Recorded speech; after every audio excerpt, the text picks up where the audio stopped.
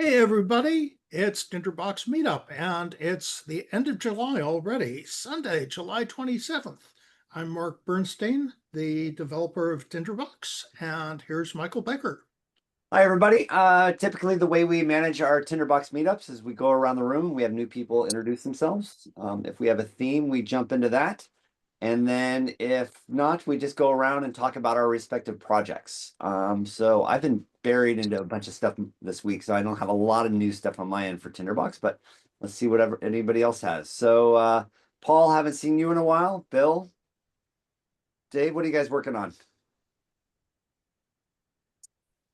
I'm not really, I'm still working on becoming a New York citizen, but that doesn't have a lot of Tinderbox involvement. All right. My goodness, is that logistics or is that examinations? It's paperwork. I think it's true in any state now. I mean, I've lived in Florida for almost 40 years, so I haven't had to go through the ordeal of, getting a driver's license, trying to prove my identity. And now I have to do it again. So it's just gathering all that material and my DD 214 and it's not an ordeal per se, but I can see why when they say it's so easy to get a picture ID for people to vote. It's not that easy. I have to have two utility bills to prove that I live here. I only pay for the internet, and we don't have a water bill. We're on a well and septic. So we're trying to figure that stuff out. Where are you, David? In the Finger Lakes near Watkins Glen, That's a south of Santa lovely Clara. area. Oh, it is. Yeah, we love it here. It's beautiful. That's Been in that's Ithaca my for a house while. back there. Wow. Yeah. It's a tiny house, 960 square feet for now. Nice. Okay. Paul, what have you been working on? I've been busy a little bit every day in Tinderbox. Two projects that I'm working on right now. One, I manage all my podcast listening in a Tinderbox file, which has been great. Allows me to follow things like the Epstein trial, trials and tribulations. But the one thing that kind of tickles me all the time in Tinderbox, and I really get motivated by it, is following on Michael, your was it Rover, that application you did where you pulled in some text data and then analyzed it and turned it into notes. I kind of got motivated with that because when I go to the gym, I track it using a iOS handheld device, which kind of spits out a text file at the end of it. And then I never do anything with the text file. So I thought, with Tinderbox, I could do something with the text file like Michael did with his. So anyways, after several weeks of development, I've got it working perfectly. And the one thing I've been playing with, not completely successfully, is turning the results of the data that I get into posters. And I've had it working. It stopped working. I've had it working. It stopped working. So I keep thinking that it's probably things that I'm doing wrong, but the underlying data is there, and I'm going to keep plugging away at it. Is that something we can play with today? I mean, that's a nice theme. Absolutely. It's pretty easy to take a look Can you at. show us end to end, if you don't mind us seeing how many reps you do in the gym? The embarrassing part of it. Let's see. So is that visible on the screen? It is. Great. So let me just point it out simply. I mean, it's a structured Tinderbox file, as you can see. Let's see, the workouts container right here contains the workouts that I run. So every day when I work out, I dump it into a file with a prototype called workout. And you can see in the text field here, the text attribute, exactly what it does. It just throws out the text of the exercises. I then, following your example, Michael, went through and I stream read all of this data and turn it into individual notes, one for each type of exercise. And then I summarize that all up and count the volume in the master container here. So as you can see, I've got 19 workouts tracked so far, and each one is listed. The green is my indicator that I've assigned all the attributes correctly. Sometimes I don't. I have to physically assign some of them. But anyways, Tinderbox lets me do all that. And then my goal, once I've got all this data in here, you can see I've got an agent that collects it all into daily summaries. Volume is the mathematical calculation of the number of repetitions of an exercise times the weight of that exercise. So it's a proxy for how effective that workout has been, and you can see it for each day in the parentheses afterwards. So my goal is I'd like to take that agent and graph it.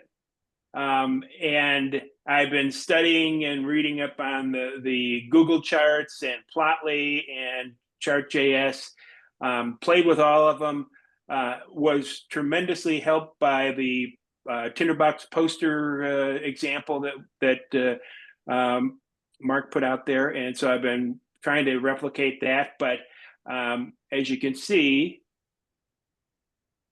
I never quite find myself successful. I've always got blank examples up there. So that's the outlines of it. I don't know where you want to look at to go a little bit further.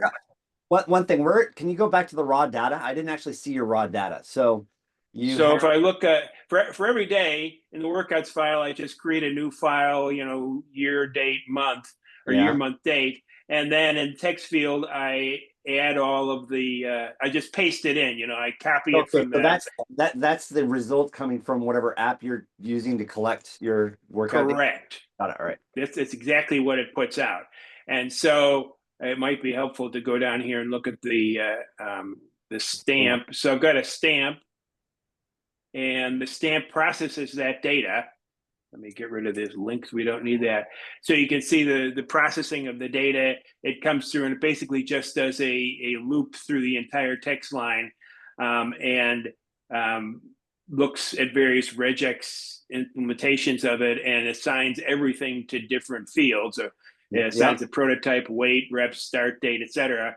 And at the end of that, I've got the notes that I need to process the data. Now, if I stop there, it's tremendously valuable to me, because I can take the result of this and I can use the attribute browser. And for example, I'll look at I'll look at a time, make sure I've got all my workouts tracked. I had a gap here where I had a cold, so I stayed away, and then all the workouts one by one are in the time chart. No other app can do that really easily. I've got an attribute browser where if I want to look at all the things that I did that were chest related, I can take a look at all those and see the volume of them. Tree Map is actually pretty helpful to me, because I can look at a particular exercise and it kind of gives you in lieu of a waterfall chart or a bar chart, it gives you an example of exactly where your greatest effort was done. And that's actually helpful to look at afterwards and say, in this case, the triceps press was the most effective exercise I did. So just using Tinderbox, I can get a lot of value out of that. One other thing I do is I very often will implement the table view, and just take all of the data that's in there and dump it into numbers. And from a spreadsheet view, I can go to town with it and have various graphics. So I could stop right there, and I've got a tremendous amount of utility in this. I haven't played with the Gaudi view, but I can see how that might help me kind of look at related data, but still scratching my head on how that might help. So I could stop right there and be tremendously effective. I'm kind of pushing the envelope and seeing if I can get some graphic poster data out of it. So let's go to the posters and see what's going on there. Yeah, so my plan for posters. Before you do that, by the way, go down. You had one where you were using actions and text rather than templates. Farther down, like in your opening file, when you first open the file, like click on the workout data. That one? Yeah. No, click on that one. So this is basically. No, not that one. You have one where you had actions. You had. So down here where I had. No, it was in the text. You were using action export code in the text.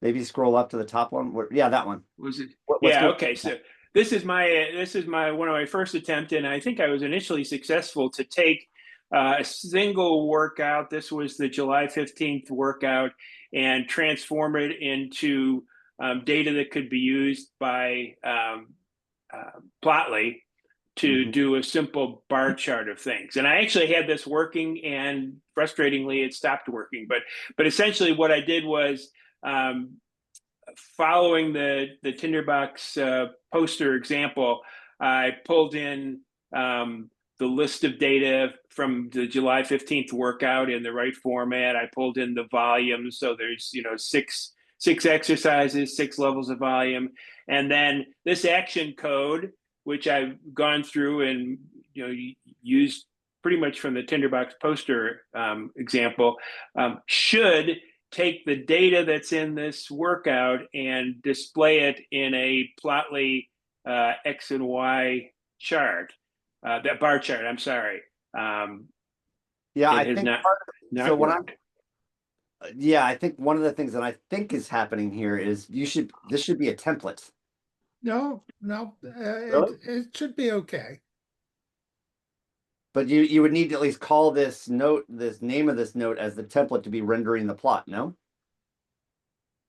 Well, I have a template that I use. The template is up here under Plotly in the templates Got it. So, container. all right, Yeah. okay. So this is the And value. and I can show you that because that's incredibly important. Obviously, that's something that brings in the data, and all of the action in templates comes from the script, which just references the text of the current note and substitutes it in here. So posters are deviously simple. I really come to appreciate them. You first look at them and read about them, and you think, oh my God, I'll never get into this stuff. And then you realize that all you have to do is understand what Google Charts or Chart.js or Plotly is trying to do, and you're essentially dumping that into a template, adding a text export action, and then from your actual note where you pull in the data, this stuff all gets applied to the action, and it's simply something that gets put out. So I will admit I've had success. I've celebrated it, and then something I did ended it. So So let's see. Let's go back. So a couple things. Go back to your template. yep, Plotly. Right. So As you can see, I fooled with all of them. right out of the gate, shouldn't the style, shouldn't that div I guess it doesn't matter. No, do you have screen width and screen height attributes being properly Well, let me go back up to one of these. Let's see. Yeah, they're actually they're a default value. They're not something I can modify. So we're a normal thing, of course. What I would take this and I would map it, and there's, maybe I didn't do this right. I didn't map it at all. Paul? Right, I don't see any of the data in your text there. No, you're right. Well, let's go back to the poster in the map view. All right, let's see. I must have done something because I've gotten rid of the data here. Let's see. Oh, there's one that has. So there's a poster in the outline view, and if I find this correctly, it should be in the map view, but not sure where it is. Here's another way to do that. If you go back to your outline, right mouse click on the note. Right here. Yeah, and then say open a new tab. And then you can then click on the tab and say view in map view. Okay, and then go back and hit go. Okay, are they the same note? Are they the same date, by the way? Just This number up here. The name of the notes, the one that has nothing and the one that has something. Looks like Let me take a look. Yeah, why don't you change, that could help you if you actually change the name, so, I can delete that. I don't even need it, I guess. okay. All right. There we Yeah, go. maybe just go to your map view and see if you can find that one.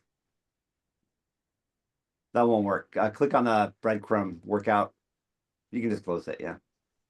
So back here, and I'm going to take this and I'm going to open it in No, a no, no, no, tab. no. Stop. You Nope. don't need to do that. No, just, okay, now click on that. Click on that note name. Yeah. The note name. There you go. Okay. And now view that in map view. No, I think you need to go one up on the breadcrumb. There you go. Now view this node in map view.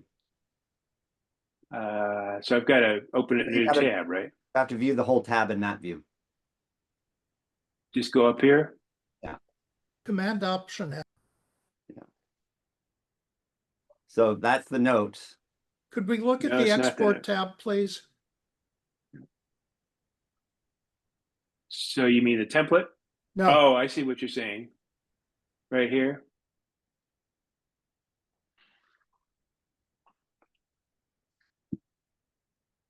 Okay.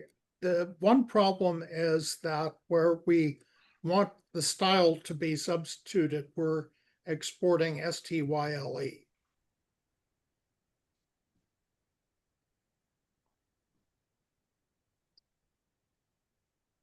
So I need a little bit more help. Okay, go back to the note text Okay. tab. There we are.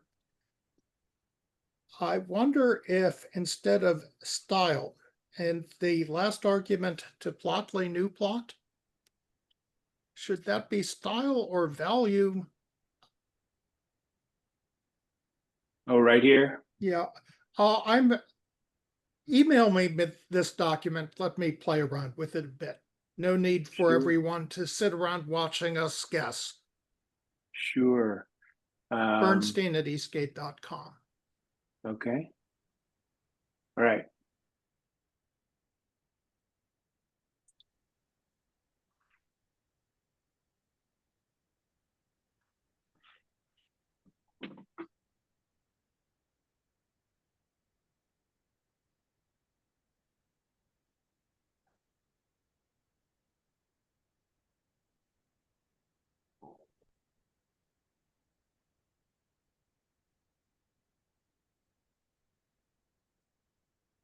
Okay, done. So I'll close that and stop sharing, okay? Yeah.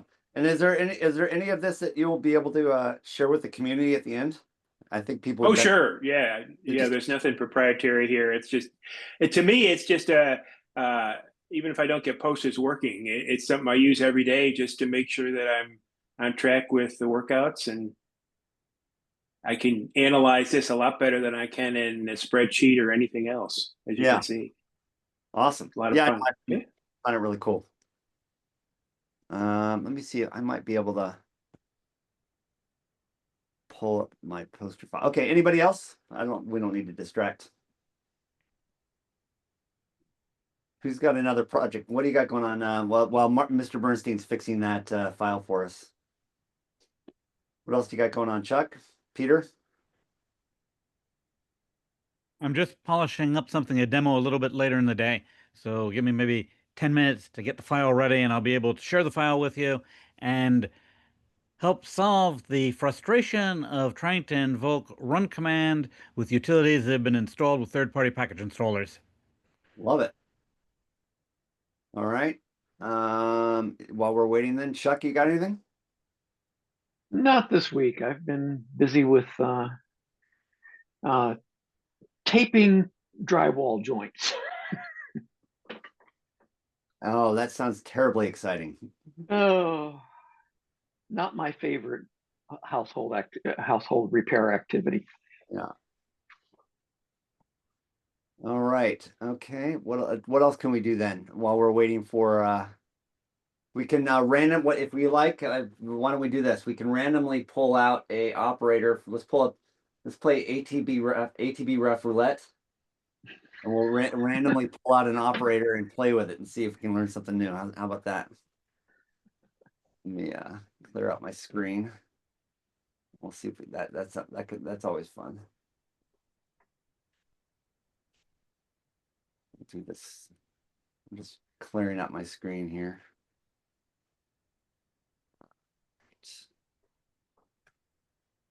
Have you played with the selection designator? It's pretty cool. Yeah, so all right. Let's try that. You can tell us what to do here. Or you want to share your screen for us and show us how to use the selection designator and tell us what it is? Oh no, I'm in no position or condition to do that right now. Bad All right. internet too. No worries. I will pull it up here. Okay. All right, so we're at AP ref and you've got selection.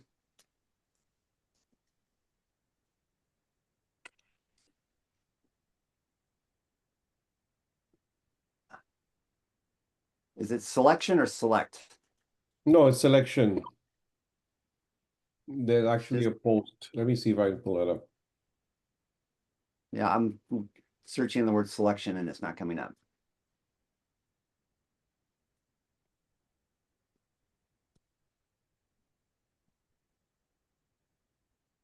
What is selection count? Interesting.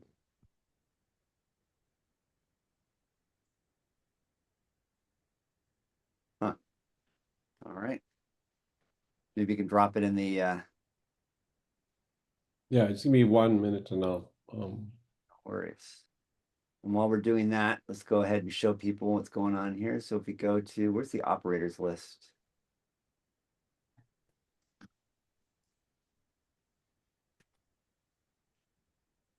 All right. So does anybody have any operator that they're interested in digging into and seeing what it's all about?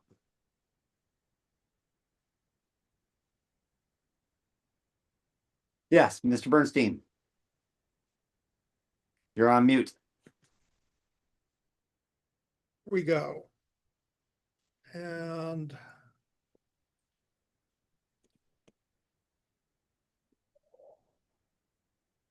Whoa. so turns out the problem was kind of silly.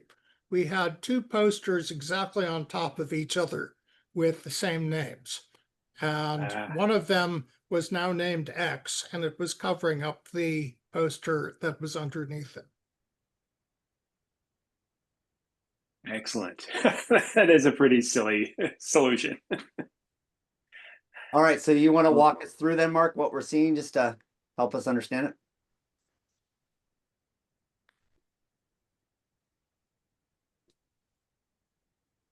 Am I not getting a link?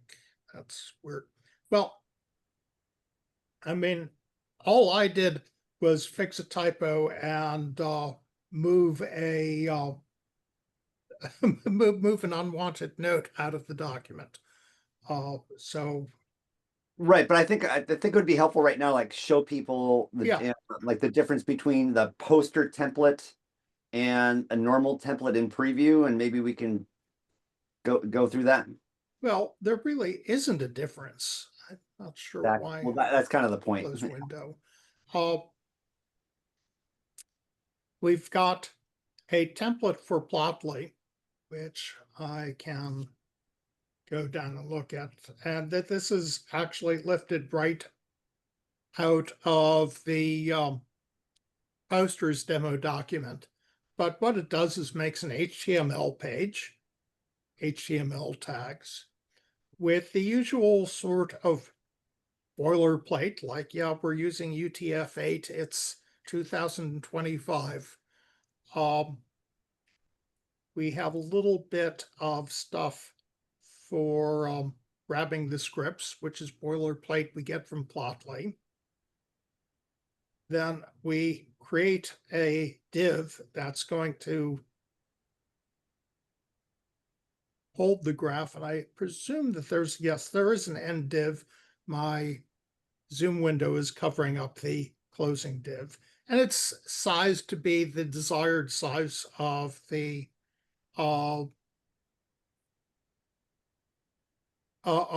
poster.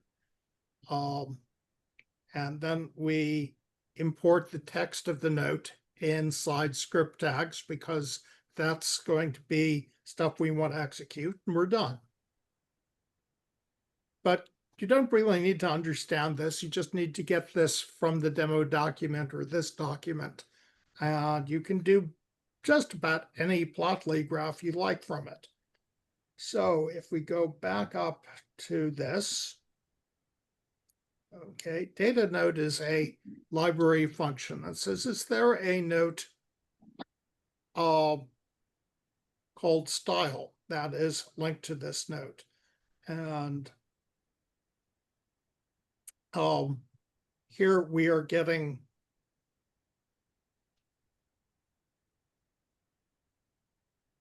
a list of exercises and volumes, again, from function libraries. And this says, go look at the document. There's going to be a div called tester. That's where I want you to draw the graph. And we tell Plotly to make a new plot in that div. And its data has X values, Y values, a type, an orientation, vertical or horizontal. And if I change that, now we've got a horizontal bar chart.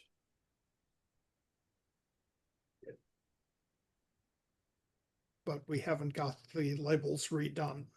So that's not so brilliant.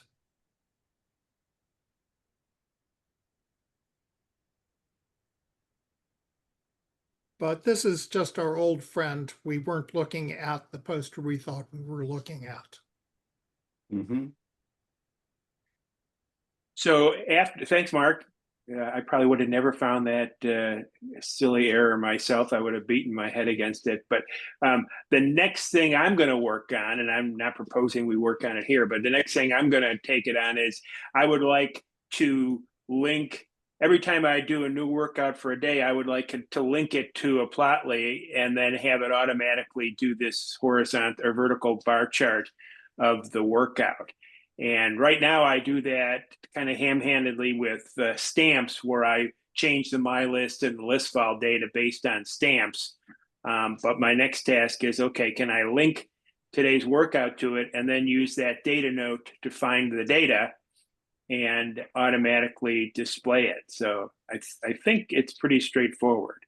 Yeah, and another possibility would be doing a little bit more work in Plotly to pick up the data from whatever exercise note is most recent. Yeah, make a list of exercise notes, sort them by date, take the path to the one that's most recent, and use that as the source for the data. Ah, okay. Good recommendation. I will play with that.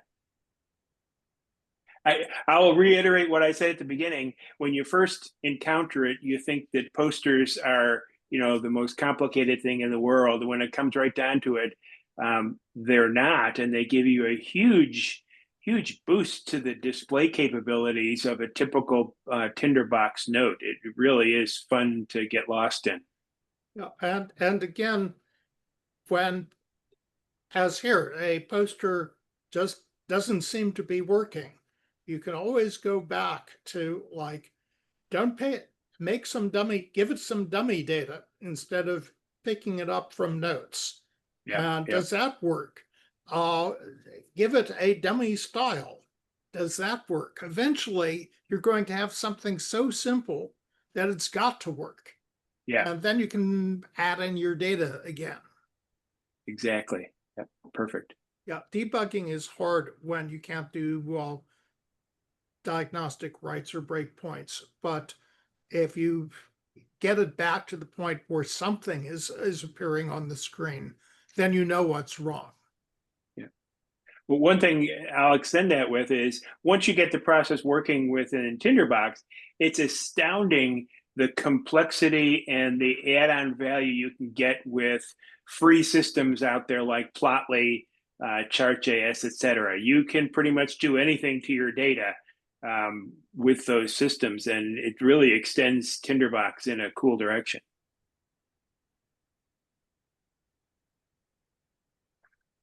Absolutely.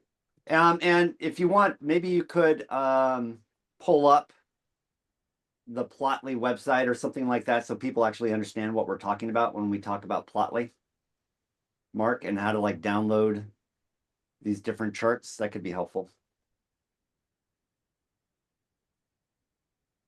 Sorry, I will put it into the forum. I'm a total beginner at this stuff, but I've installed Jupyter Lab to access and do Plotly things.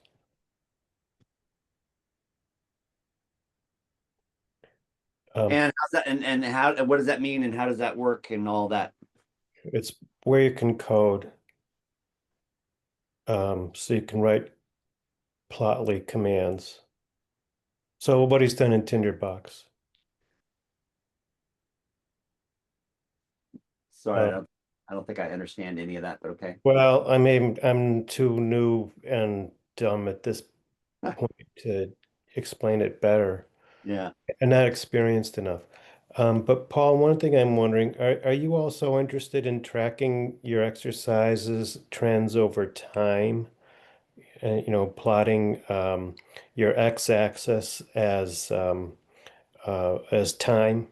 Yeah, that would be my next step, just to kind of do a line chart of all the data that I have, the volumes, and see by date how they vary. And so that would be another Plotly note to pull in that data over time and then just do a line chart instead of a bar chart. I think if you don't, I think, let me try, if you use terminal to execute code for Plotly in Python. And Jupyter Lab is just a front end instead of using terminal. Right. But I'm trying to avoid learning more code than action code. Yeah. And to do that, it really, if you stick within the Tinderbox world and just create a note and plop in the export code that you need to format your data and put it out, you avoid needing to do any of that extra learning. I'm pretty lazy, and you stick within Tinderbox. That's pretty cool.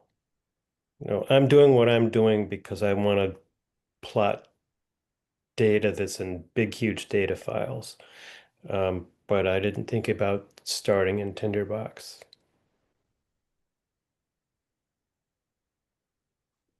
Right. Now, what are you trying to show us now, Mark? Oh, I actually am not, Oh, okay. but I do have Plotly in the chat. All right. So you want to stop There we sharing go. screen then, or there you go. Let's open up Plotly and just so people can see that.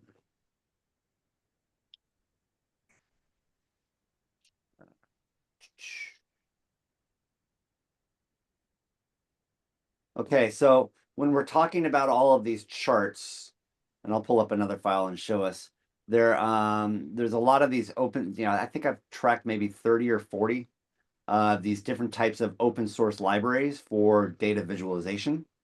Plotly being one of the more well-known and popularized ones. And if I'm not mistaken, you can get the Plotly templates for a whole different types of code. So for like Python, R, etc. And when we're looking at the HTML, or we're not looking for, we're looking for JavaScript, right, Mark? So when you look at the JavaScript libraries, this is what you can pull into an HTML file. And if we go down to like bar chart, which one were you using? Basic charts. Yeah, that's what I did. Basic charts, bar charts. right? Eh, And so what the Plotly database is doing is it's looking for these hard-coded values. And so, for example, if we just drop this in and call this 150, will it let us try and code it? All right, so there's the chart. And if we change the values over here in this example,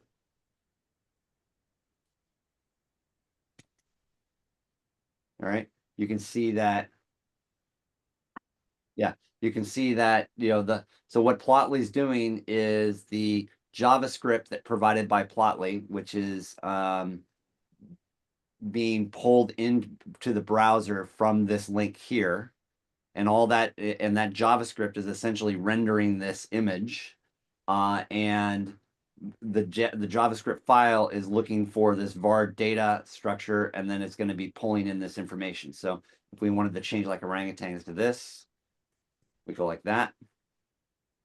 And then that will re-render that. So we see that there. And so all you're doing when you're doing a file like this is you are changing these values here to like your data values. So you could say something like value $, giraffes, and it will break here in this context. But that's all that's happening is you're pulling that value out of an attribute and sticking it into the Plotly chart. Do you agree with all that, Paul? Yeah, I would say, as someone who doesn't really know JavaScript and certainly doesn't know Python or anything like that, I can simply take what I know about Tinderbox, Right. and if you'll scroll up a little bit where it said just a simple bar chart, basically the basic bar chart, that var data, you just need to copy that, paste it into your note, and then you can immediately get if you've got the right template file, you can immediately replicate that example. All right. And then figure out a way to change the data to point to a Tinderbox note. So let's try that. So we'll call this one note. And I think we need a template of some sorts. Yeah, an HTML template.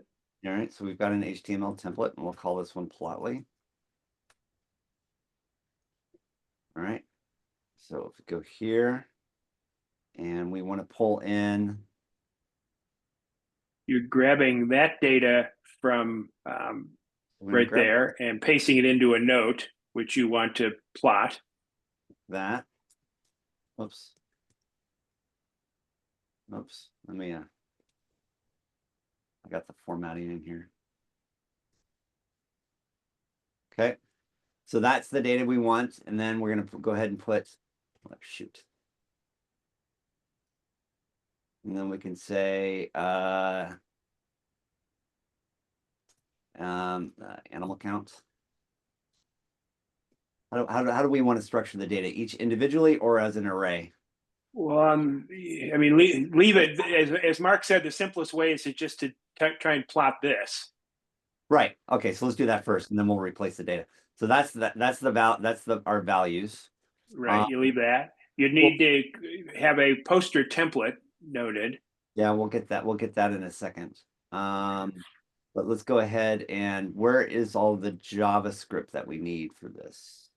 Or I mean the HTML we need for this. I cheated and I took it out of the Tinderbox poster example. Let's grab but it. You could easily take it from right there. Yeah. Let's grab it from here. Okay, so we're going to paste that there.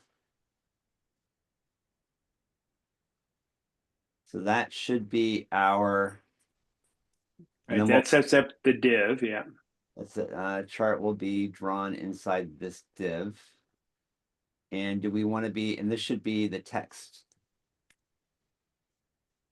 No. No. You're just setting up the div, the piece on the map view that's going to show it. So we want to be having text here though. So inside it's script tags. I'm sorry, where? Script tags around the text. Script tag. What is a script tag? Sorry. Oh, script. Like that? Yeah.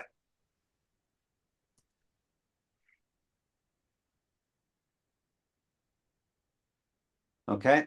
And so we can go up here and we say poster template. And this is going to be and let's do T.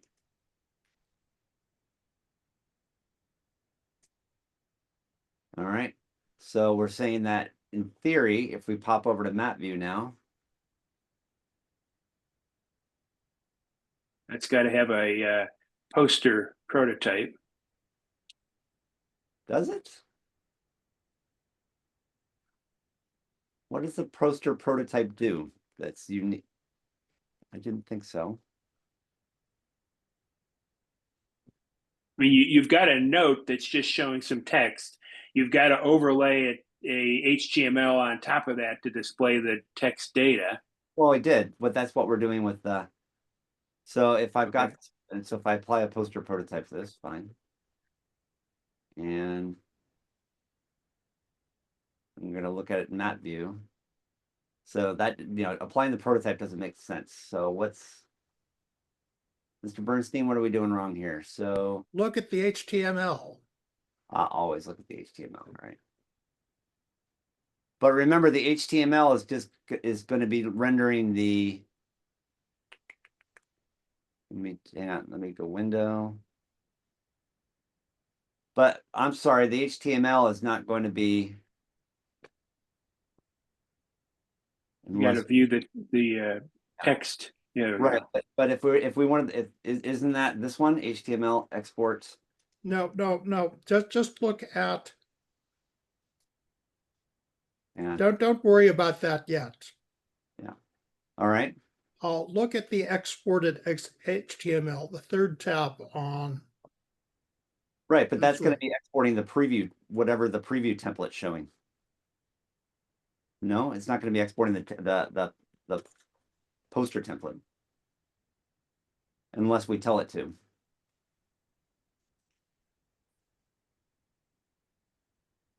Oh, and I spelled it wrong. That's why.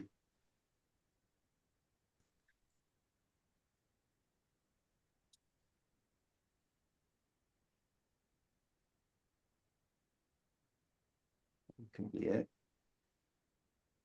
Let's see. No. Oh, there you go. Yeah, just spelling error. Okay. And then by having used the same template for our HTML export template, we can also see it in preview. All right. And then what we want to do is we want to play and change with values, right? So if we say like animal count, there's different strategies for doing this. So if we make this a list, we could pull this up here.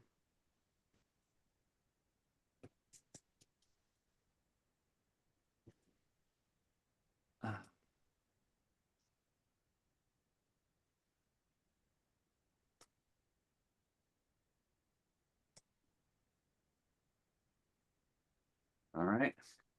So then we could do like this. Value.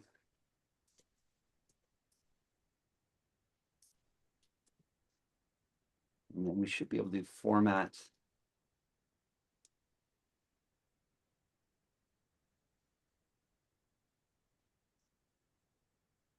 It should work. Let's see what. Nope.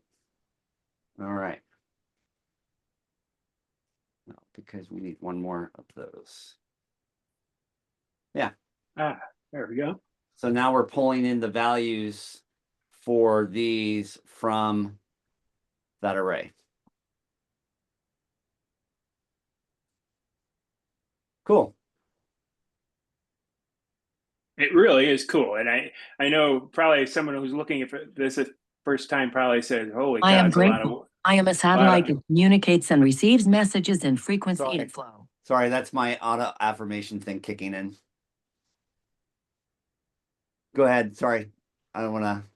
I interrupted. Was just going to reiterate it. This seems like a lot of work, but the fact is, once you get the hang of it, you do this kind of second nature, and it expands your capabilities tremendously.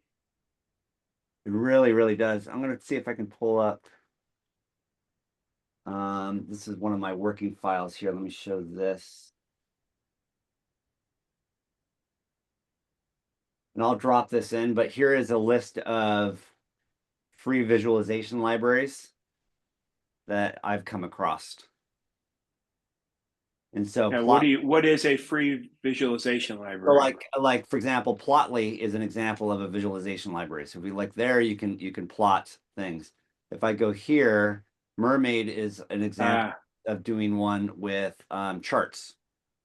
So you can use your data to be able to build block diagrams and such, much like what Chuck's been doing in Tinderbox natively.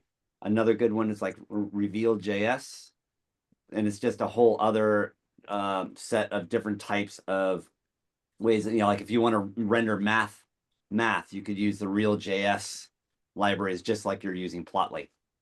Oh yeah, yeah. Is there any way to get your list there? Yeah, I'll pop it in the notes. So this is a list I've been curating. Like Flot's another one. Google Charts. Whoops. We go here. So you can get, Google's got its whole suite of rendering libraries that you can leverage. Now for Google Charts though, you need to get your own Google API, which is easy to do, but you just follow through the process. Okay, anybody else? Comments, thoughts, questions? By the way, here's one more. Chart.js is again another example, very similar to Plotly. And they're all, you go to here, get the samples, find the type like a line chart, and it gives you the exact same structure. So very simple, high level question.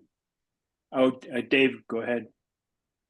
Yeah, can you so this is live based on the data in the particular note that the poster points to.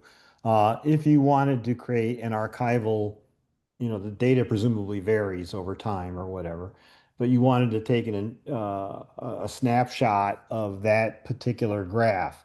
Is there in the map view, is there like a right click, save as JPEG, export as JTIFF, or ping or something like that? Or is it There is a utility in map view. I can't remember where it is. Here, example. Like, by the way, here's an example of some of these other visualizations.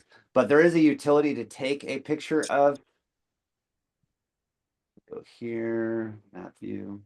I mean, you could screenshot it for sure, but yeah, you could screenshot it for sure. But there is a where is it? It's format note, where you can actually take a screenshot of the map view, but it's not as precise as you'd want just from doing a screenshot, and the file sizes are different. You're not getting PNGs from them or JPEG. So screenshot's the easier way to do it. I think the easiest way to do it is actually easier than a screenshot. You'll notice that the Paul Christie's poster has basically two steps. It goes and gets the data from the Tinderbox document and takes a list and stores that in a local variable or a poster attribute as a list of values. And then it uses that list of values, gets its value, and feeds it to the graphics package. If you wanted to archive this, if you wanted to say, here's what it was on July 27th, then you would just disable comment out the first step. And now, until someone comes around and deliberately alters the data that are currently in that poster note won't change. Yeah, I'm just thinking that you would want to reuse the same poster note, I think, as as the data evolves. But I think where you're going is you could just create a list or a set of the data for a given date, and then go to that date and redraw the plot for that using that. That you could do too. Yeah. But if you just want to freeze a poster, you duplicate it, take out the update logic, and rename it as That exercise July. right. And then, yeah, you can have a archive of old posters, Okay. the exercise gallery, so to speak. Yes.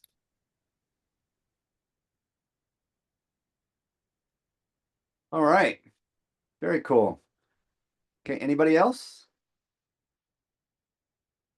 All right. Well, I don't have anything myself. We can continue on. Okay. Peter's got his. That's right. Yes. All right. Let me drop the file into the chat first of all, so you'll have everything. And Paul, can you drop your file over to me or email it to me or put it in the chat? Absolutely. Yeah, I got to look at it and clean it up, but I will definitely send it. And, maybe you can fix the poster part in your demo, so when I upload it, it actually works. All That right. important? Yeah, you didn't tell me it wanted to work. That could be a test for subsequent reviewers to see if they can figure out what's wrong. Yeah, exactly. All right. Now let me share screen.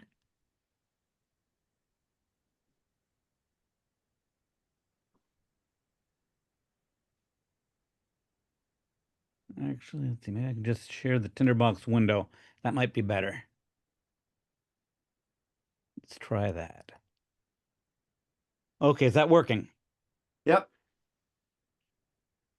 All right. So, as you know, I've long been frustrated trying to get run command to access obscure commands that I installed with third-party package installers because I'm using the fish shell, and the fish shell has the installers. The installers themselves actually put in shims that indirectly point to the actual executables, which can be found in more than one place.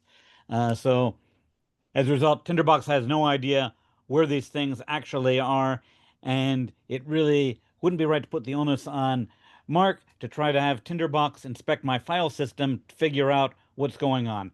So we need to do it ourselves manually. So here's what we have. First of all, I'm letting you have this MIT license. Share and enjoy, play with it, edit as much as you want. This is a beta, so there could be bugs in here that I haven't anticipated. I have all of the relevant documentation linked underneath the README, so you can find, let's see, I have the link to run command and a TB ref, Wikipedia articles on paths and the shebang, and the tools that I'm currently using. Now, I prefer using Bun as my JavaScript package installer.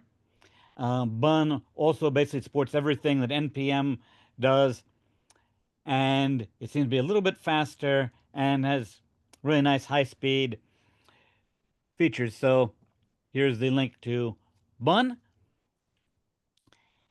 and I use Proto as a tool manager.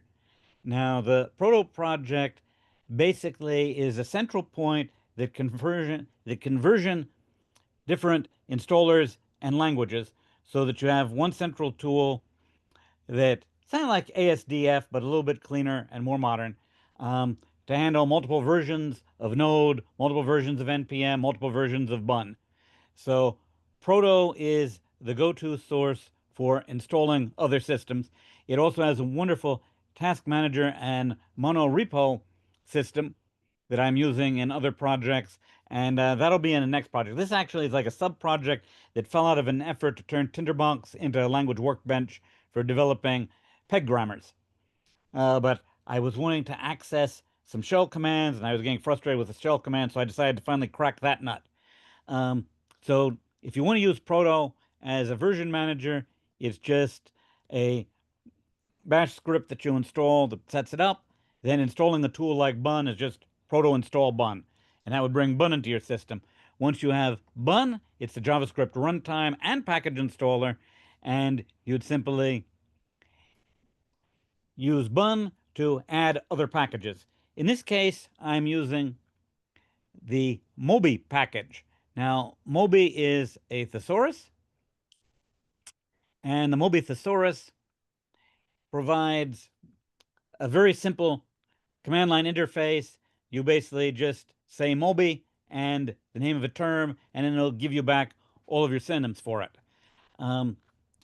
So I then set up let me show you this. I also decided I had to find out where things actually were. So I set up a folder explorer. Now, the folder explorer has a folder prototype, and let me show you that. P folder. Now, we have an edict that will do ls on the folder, so it will give us everything that's in the folder. And on add, it will assign subfolders the prototype P folder.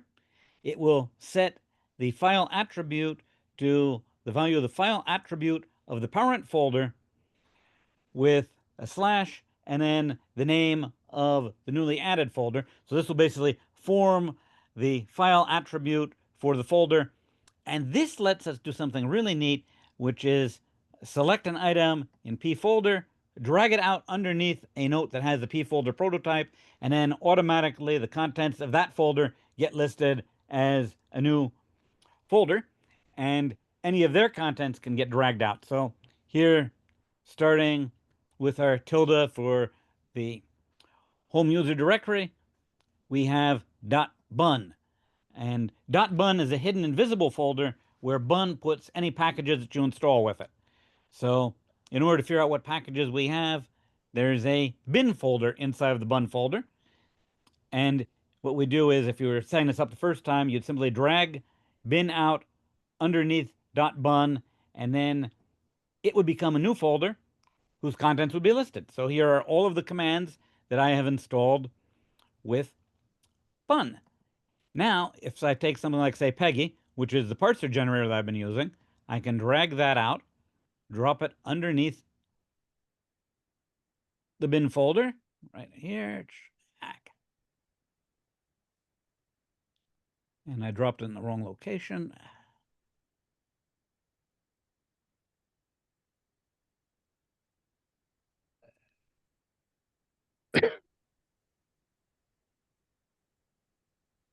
Okay, no such file directory. That's a bad example. That might have actually had a binary in it. So let me get rid of that package for the moment. This is what happens when you're doing a demo that you haven't pre-tested every aspect of the demo. But using our Moby example, it immediately finds Moby because Moby itself was a JavaScript-based command line utility, and it gets installed into user bin bin Moby. Now, this is the absolute path to the Moby script. Now, we can't just run that from run command because the Moby script itself starts off with a Unix shebang, and that tells it to have node run the file. But again, Tinderbox would have no idea what's going on there, so our actual command for running a Moby lookup is going to be, let me make this folder a little bit wider. Okay, you start off by calling the bun executable, and then you call the absolute path of the Moby script. Then you can pass in the value that you want to look up. So our edict here does that, and it'll just automatically run the Moby script through the bun JavaScript engine and split out all of the results on separate lines. So now, using the Moby prototype, we have a Moby searches folder, and on add simply assigns the Moby prototype to a new search. And you type in a name, and the term automatically turns into a nice one item a line listed thesaurus output. And any of these, you can take, say, common, drag that out. And this is a real beauty for just exploring stuff.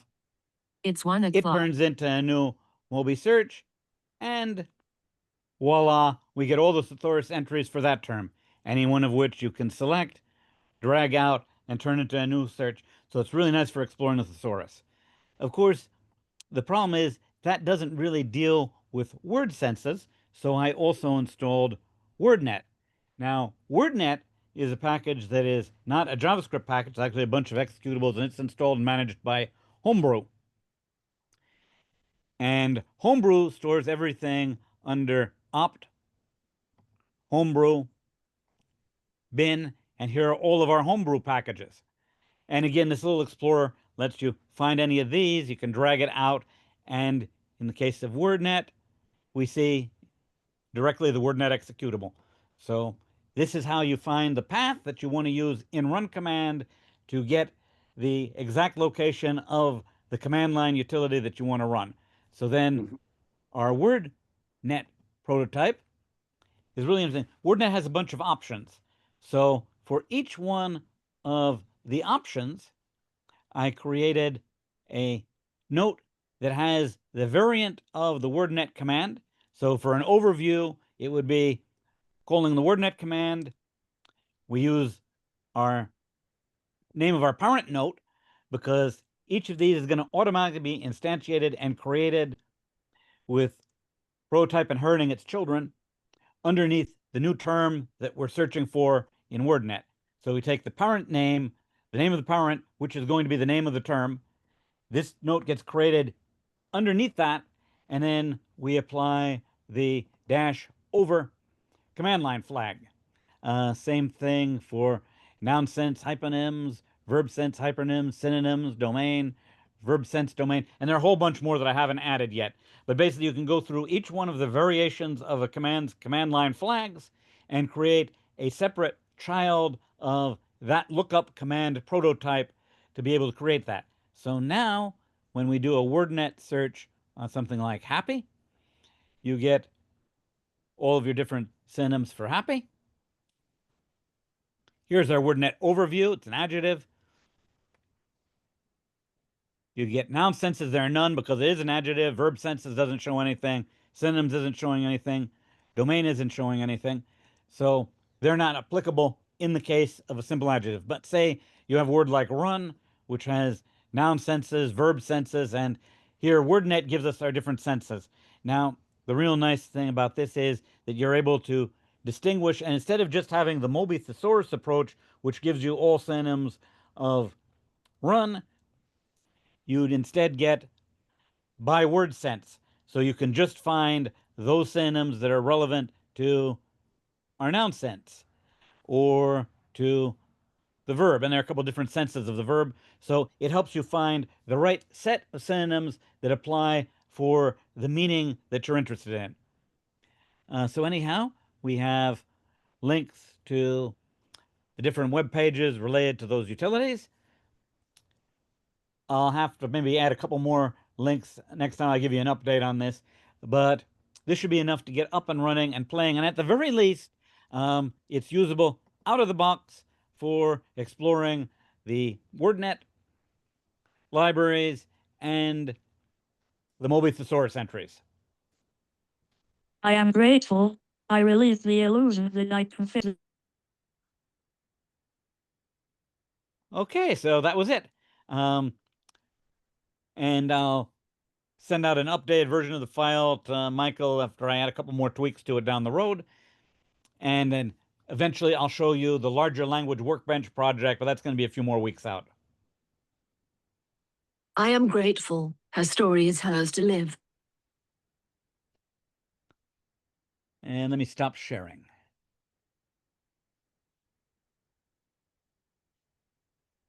Okay, so I hope that helps if you've experienced any frustration trying to get run command hooked up to the actual commands, because they're all buried under shims, and this helps you explore and figure out where they actually are. Oh, and one other note, remember, if the command itself is implemented as a JavaScript script, you can't rely on the system using the shebang to find the right shell to run under. You have to explicitly invoke it from the runtime engine itself when you're constructing a run command. Okay, so that's all I've got this week. Awesome. Hope it helped. Very interesting. Okay, anybody else have anything else, or should we just end it a few minutes early today? All right, let's end it a little bit early today then. Okay, we'll see y'all. Bye-bye. Okay, take care.